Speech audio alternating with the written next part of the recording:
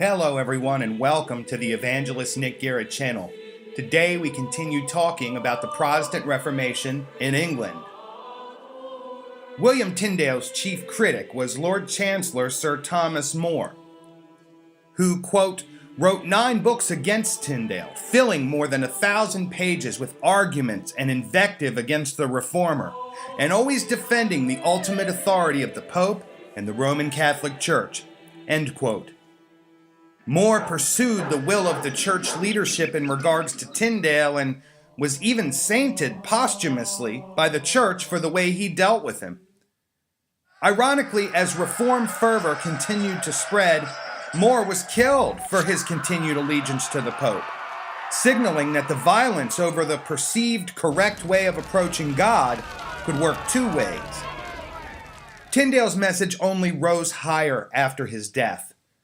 His followers remembered and handed down in legend his last words as he burned on the stake, "Lord, open the King of England's eyes," as a clarion call. Within 6 months from the time of Tyndale's death, the king himself ordered Miles Coverdale to translate the Bible into English. Ironically, Coverdale used Tyndale's work as the basis for his own. Even today, Tyndale's work is still consulted as one key reference for English translations of the Bible. Translating scripture from Greek is not as simple as a word-for-word transfer. William Tyndale, like others, had to research and select precise wording, then craft them into meter and word selection that people could understand and find memorable. Some of Tyndale's lines are the most popular and repeated scriptures of all time and remain unchanged to this day. Tyndale's Bible was also the foundation for several other versions, such as the Great Bible, commissioned by Henry VIII, and the Geneva Bible in 1557. The Geneva Bible became known as the Bible of the Reformation and was the preferred Bible of the Puritans.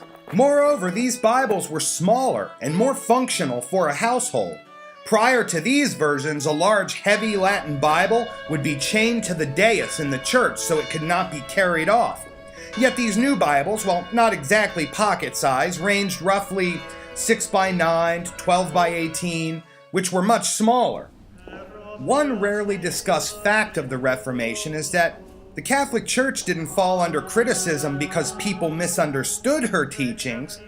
It was the Catholic Church's inability to back up their truth claims about doctrines and practices. The Catholic Church did not call a meaningful council until 1545 AD to attempt a serious theological response. The only scriptures that existed in Catholicism were from the Latin Vulgate, which was no longer the best translation. The average everyday person began to see copies and portions of Bibles in their own languages, and as a result, the lowest moral common denominator of society was raised. People began to experience the concept of a personal relationship with God, just as the apostles had experienced.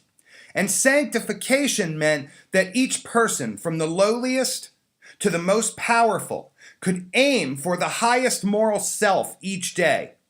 In the West, the unique proposition that kings and lay people alike had a soul and value before God was quite a unique aspect of the Christian faith.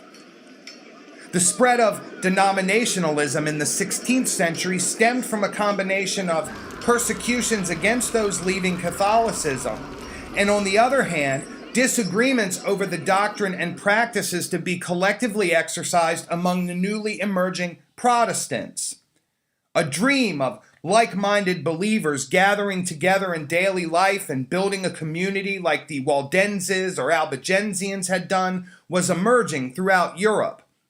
Yet, where was the limit on one subjective view framing orthodoxy for an entire church?